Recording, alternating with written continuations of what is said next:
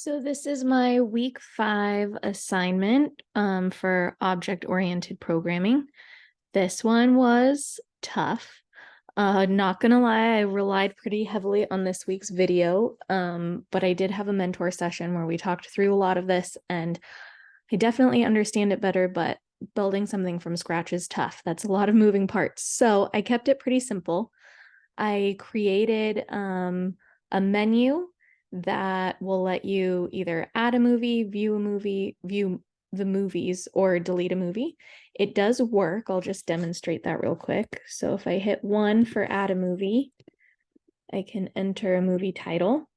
Then I can hit 2 for view movies, and I have a movie in that array. I can also delete that. It asks for the index of the movie that I want to delete, which is at 0. Now that should be deleted. If I view movies again, it's gone. So it does work. I created 2 classes. My first class was movie, where I could create a movie and pass in a title as an argument. And then I created a menu class where I built all of the methods that would allow this menu to run.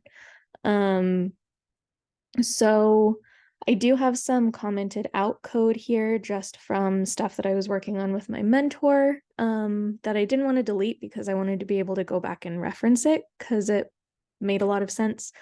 So that is still in there. Just to go over some of the code that I wrote in here. This I really relied on the video for. I do understand what is happening, but I don't think I would have come up with that idea of how to solve this problem on my own. But now that I've seen it, I know that I can run a start menu like this with a switch case. So I define a variable with a method here. So my show menu selection, which is written right here. So while selection is 0, while they haven't picked anything, well, my selection is 0, it's just going to show the menu. So then when I switch my selection for case 1, which is the add movie, I'm going to run this method down here, which means that I'm going to take the user input and pass that in as the argument for a new movie. So I'm referencing my movie class right here. Then I'm pushing that to my movies array, which is defined in my constructor up here, which I have an empty array. So that gets whatever the user inputs gets pushed to my movies array. If they select 2, which is view movies, comes down to my, oddly enough, third method down here. I probably should have put that up here, but my view movies method. So with this, I have a for loop that's going to show me what is in my string.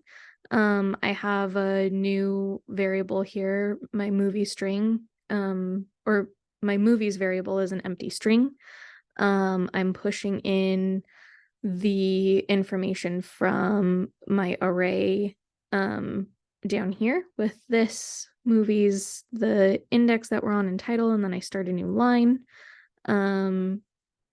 Then case 3, delete movie, is this one here. So with this one, I give them a prompt, what's the index of the movie that you want to delete? And then I have an if statement here. So this one is another thing that I got from watching the weekly video. I don't think I would have come up with this on my own, but so if the index is greater than -1, so if it's 0 and index is less than the lengths of the movie, that means that we can now move on to this code here, where we're splicing. So we're taking out whatever they have passed in here. So that is my code for the week. I will probably add some more comments before I submit this, but that is what I've got. How do I stop recording? You can see me.